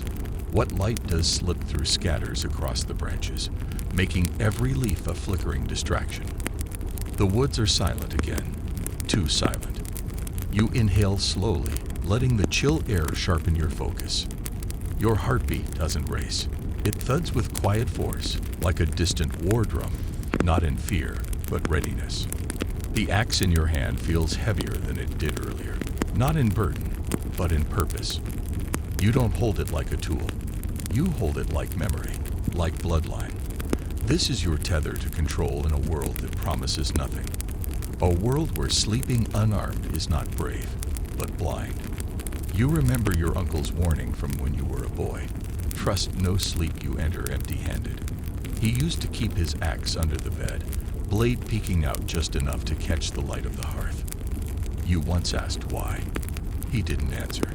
He just handed you a smaller axe of your own and told you to figure it out. You did. Nights like this are when the lesson settles deepest in your bones. The sagas tell of raiders caught unaware in moonlit ambushes, camps overrun by rival clans, border feuds that spilled into the sleeping hour. And the men who survived, the ones who told the tales, they were the ones who never fully slept, or at least never truly let go of the steel. Across the Viking lands, from the icy fjords to the mossy riverbanks of the inland valleys, the belief held fast. Sleep armed, live another day. And while historians continue to debate its literal frequency, was it nightly or only during campaigns, or just another layer of myth? Those debates never made it to the firelight, because the men living it didn't ask whether it was traditional or practical. They just held their axes. Even now, your body is balanced, subtly angled to rise without hesitation. You could roll left, spring forward, swing in one breath if needed. You don't consciously think of these mechanics anymore. Your body does. Muscle memory born of repetition, discipline, and experience. Not far off, the camp rests uneasily. You hear the soft rustling of fur as someone turns in their bedroll, the creak of worn leather, the muted sniff of a nose against the chill. But no one wakes. No alarm is raised. No steel rings out. That doesn't soothe you. Sometimes it's worse, when nothing happens, when the forest holds its breath and makes you question your own. That's the space where fear creeps in, not as panic, but as suspicion. You blink once, twice, and then another sound. Faint, deliberate, a footstep this time. You know it before your mind can label it. Not a deer, not the shuffle of a hedgehog, or the crackle of wind-snapped bark. It's upright, intentional, closer than it should be. You shift ever so slightly, eyes locked on the brush, axe rising a few inches in your grip, and then the figure steps forward, slow, cautious, head slightly bowed in apology even before he speaks. It's a fox, he says softly, voice husky with cold and embarrassment. Startled me too. You exhale, slow and even. Relief doesn't flood you, it seeps in, careful not to loosen your guard entirely. You nod, more out of ritual than agreement. There's no such thing as just a fox, not when it walks like a man for those first few steps. He crouches beside the fire and stokes it with a gloved hand, sending a few sparks toward the sky. You watch him silently. He glances at you and offers a half smile, then curls into his cloak again, closer to the heat. You lie back, but not flat, not fully. Your grip relaxes slightly, but the axe remains cradled across your chest, handle aligned with your heart. There's something ritualistic in the way you hold it, not out of superstition, but out of deep generational pattern. Some say the axe absorbs your spirit, remembers your grip, that the more time it spends in your hands, the faster it moves when you need it. You don't know if that's true, but you never leave it behind. You think again of those coastal tales, the warriors who sharpened their blades before bed so their dreams would be clear, or hung weapons above the hearth to ward off spirits. A few even slept with blades beneath their pillows, believing the iron would keep nightmares at bay. Maybe it worked, or maybe those dreams just taught them how to survive. Because here, in the cold dark of northern wilds, survival isn't won in battle alone. It's one in these moments: the quiet, the stillness, the breath before a charge, the fingers that refuse to sleep even when the body tries. You close your eyes again, but only partway. Your ears stay open. The fire pops once, sending shadows chasing along the bark of the nearby trees. Your breath fogs as it leaves you. You think of your ancestors and how many of them had nights just like this. You think of your axe and how it has never betrayed you. And slowly, silently, sleep returns, not as an escape, but as a kind of waiting. Because in this life, rest is not retreat. It's just the space between movements. And you are still armed. Chapter 14. The days are growing shorter now, and the nights stretch long and cold. You find yourself more grateful than ever for the steady weight of your axe beside you. It's a companion that knows no fatigue, no hesitation. Through frost-laden mornings and heavy mist, it remains constant, a steadfast anchor in the shifting tides of Viking life.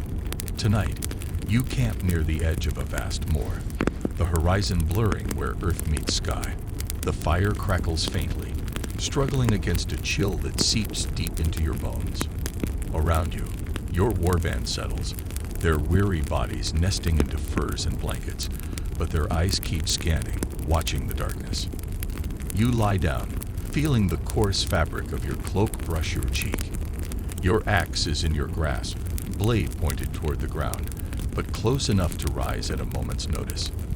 The silence here is thick, almost oppressive. It presses down, broken only by the distant howl of a lone wolf. You think of the old berserker who taught you the unspoken rule: sleep with steel, dream with courage. He said the axe was not just a weapon, but a key, a link to the gods and ancestors. Many shrugged off such talk as superstition, but you felt it deep in your bones. Historians still debate the spiritual significance Vikings placed on their weapons. Some argue axes were mere tools, practical instruments for battle and survival. Others suggest they were imbued with ritual importance, acting as conduits between the physical and divine realms. Whichever is true, you know the truth felt in your fingers. The connection, the weight, the power. A quirky tale surfaces from your memory. Certain Viking clans believed that sleeping with an axe could protect against draugr, undead spirits who haunted burial mounds and sometimes sought revenge against the living. Warriors would sometimes carve protective runes into their axes to ward off these restless souls. You smile wryly at the thought. While you don't claim to have seen a draugr yourself, the idea of a weapon guarding not just against men but spirits is oddly comforting. The fire dims further, and the cold grows sharper. You tighten your grip, fingers curling instinctively. The axe is cold, yes, but it is also life. You feel the pull of sleep again, a gentle tug that threatens to loosen your vigilance. But the stories, the warnings, and the hard lessons learned on battlefields and in dark forests keep your grip firm. As your eyelids flutter shut, you whisper a quiet thanks, not to gods, but to the axe that watches with you, keeps you ready when the night grows dangerous. Sleep may come, but surrender never will. Chapter 15. The final night arrives with a hush, a breath held in the chill air. You settle into your bedroll beneath a sky so clear it feels like the gods themselves are watching. Stars blaze overhead, distant fires in the great cosmic sea. The crackling of your small fire is the only sound, and even that seems reluctant to disturb the stillness. Your axe rests beside you, familiar and weighty, its steel gleaming faintly in the firelight. You feel its presence not just physically, but deep in your spirit. Tonight, it's more than a weapon. It's a companion through all the moments, awake or asleep, that define your life. You remember the countless times it saved you, clutching it mid-slumber when shadows moved too close, swinging it with instinct honed by necessity. And you think of those who slept unarmed, their stories told in whispered sorrow around campfires. The cold seeps in, but your grip never loosens. The axe is your shield, your steady heartbeat against the unknown. Historians still argue whether Vikings always slept with weapons by their side, or if it was a practice reserved for warriors on the move and during times of conflict. Some believe that the symbolic power of the axe extended beyond battle, rooted in identity and social status. Regardless, the habit speaks to a culture forged in the fire of constant vigilance. A quirky myth lingers in your mind. Some Vikings believed that sleeping with an axe near their bed could bring vivid dreams of glory or warn them of impending danger. Others thought the blade could slice through nightmares themselves, protecting the sleeper's soul. You close your eyes, feeling the cool leather beneath your fingertips, the solid steel comforting against your skin. Your breathing slows, your body relaxes, but the bond remains unbroken. Sleep comes like a soft wave, gentle and accepting, and you drift into it, knowing you are ready. Because in the Viking world, to sleep is never to surrender. It is a moment of pause, a breath before the next battle, and your axe waits with you. Wind down.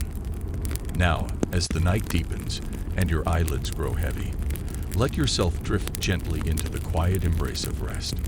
Imagine the cool northern breeze whispering through the trees, the crackle of a distant fire, the steady weight of steel close beside you, a silent guardian through the darkness. Let the sharp edges and rough wood soften in your mind, becoming part of the rhythm of your breathing. You are safe, held in the calm between vigilance and surrender, in the balance that kept warriors alive through endless nights. Slow your thoughts, ease your body, and feel the gentle pull of sleep inviting you to journey into dreams where strength and peace meet. Remember that even in rest, the axe is near, steady, unwavering, ready. And so are you. Good night, and may your dreams be guarded by the spirit of the warrior.